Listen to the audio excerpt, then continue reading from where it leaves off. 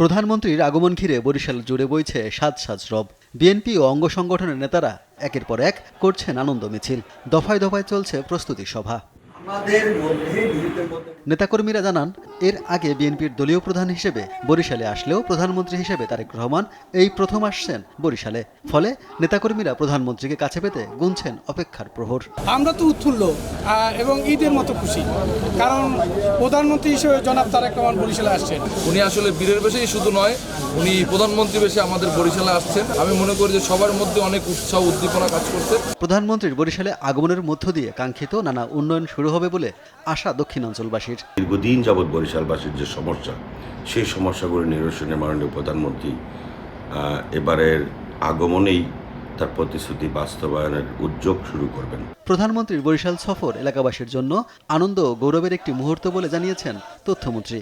আর এই সফরে দক্ষিণাঞ্চলের অনেক উন্নয়নের সম্ভাবনার দ্বার উন্মোচন হবে বলে প্রত্যাশা নেতাকর্মীদের। উনি বৃক্ষরোপণ করবেন, তারপরে এই শিল্পকলায় আমাদের নেতাকর্মীদের সাথে একটা সাংগঠনিক সভা আছে।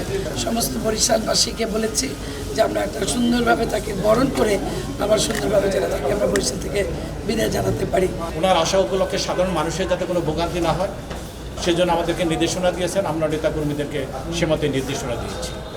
আইন শৃঙ্খলা রক্ষাকারী বাহিনী তাদের দায়িত্ব পালন করতে গিয়ে যাতে বিব্রত বোধ না করেন সেজন্য আমাদের নেতাকর্মীদেরকে বলেছি তোমরা সহযোগিতা করবে। এবারের সফরটা মূলত বৃক্ষরোপণকে কেন্দ্র করে উনি করছেন এবং অবশ্যই দলের গুরুত্বপূর্ণ নেতাদের সঙ্গে এবং দক্ষিণাঞ্চলের জনপ্রতিনিধিদের সঙ্গে তিনি দক্ষিণাঞ্চলের উন্নয়ন নিয়ে কথা বলবেন। এদিকে প্রধানমন্ত্রীর আগমনকে কেন্দ্র করে সব ধরনের প্রস্তুতির পাশাপাশি নিরাপত্তা জোরদারের কথা জানায় প্রশাসন। আমাদের সকল ধরনের প্রস্তুতি আছে, আর কিছু তো আছে, ধরেন এটা আমরা এখানে হয়তো এটা এক্সপ্রেস করব না। সিকিউরিটি কনসার্ন যেগুলো, এগুলো তো আমরা এভাবে হয়তো আমরা সেগুলো রেখেছি। আগামী 13 জুলাই সকালে প্রধানমন্ত্রী তারেক রহমান ঢাকা থেকে সড়ক পথে বরিশালের উদ্দেশ্যে রওনা হবেন। সফরকালে তিনি গৌরনদীর ও বরিশাল নগরীর 30 গোডাউন বৌদ্ধভূমি সংলগ্ন এলাকায় পৃথক দুটি বৃক্ষরোপণ কর্মসূচিতে অংশ নেবেন। দুপুরে সার্কিট হাউসে সংক্ষিপ্ত বিরতির পর বেলা 3টায় বরিশাল জেলা শিল্পকলা একাডেমিতে বিএনপির সাংগঠনিক সভায় যোগ দেবেন।